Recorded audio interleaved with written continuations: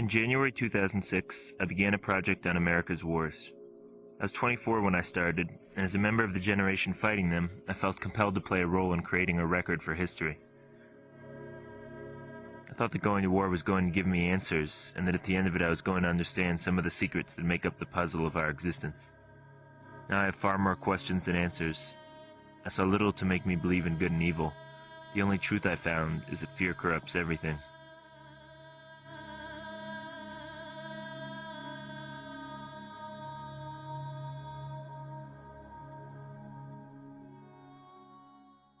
I spent over 7 months embedded with the U.S. Army in the past 2 years. In that period I went on dozens of midnight raids on Iraqi homes. The raids would usually happen well past midnight, when the target was expected to be sound asleep with their family. A stack of soldiers would crash through the door, yelling in English, and then would race through the house and restrain all the adult males before they could react. Once the house was secure, the soldiers would begin a methodical search, pulling everything out of the cabinets and onto the floor, looking for illegal weapons, propaganda, or contraband. The men and boys would be separated for questioning, while the women were isolated in a room to be searched and soothed by female soldiers.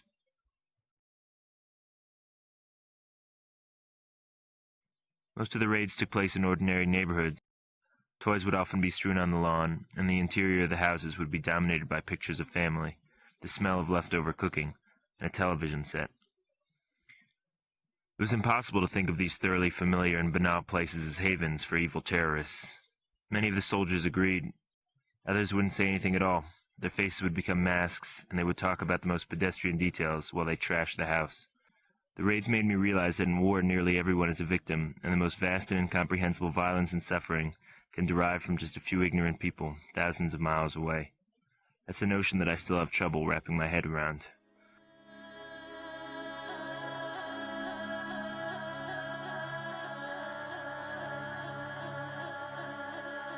One and a half years after I took a picture in Iraq of a young boy who had been separated for questioning while soldiers searched his house, I was in the small town of Darien, Wisconsin, visiting my friend Raymond Hubbard, a National Guard soldier who had lost his left leg in Iraq on July 4th, 2006.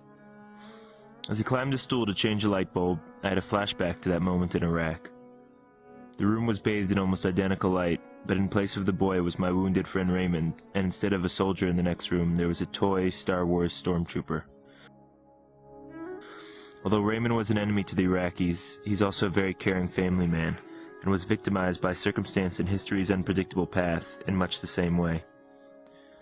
Raymond has had a very difficult road since his wounding.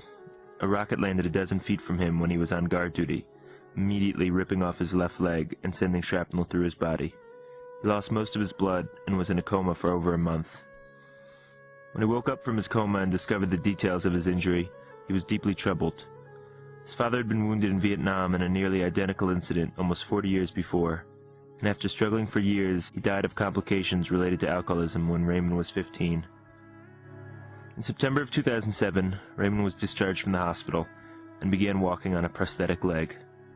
He returned to Wisconsin, where he tried to resume his normal life, taking over many of the domestic responsibilities, while his wife Sarah worked as a high school calculus teacher. Still, the pain of his injuries persists, and his progress is stymied by his reliance on pain medication.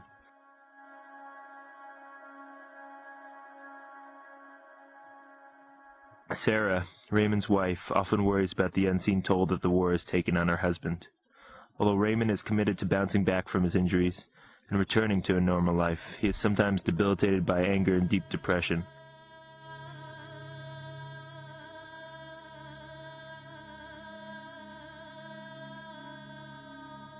Despite the strong bonds of family, it is a lonely life for many severely injured soldiers.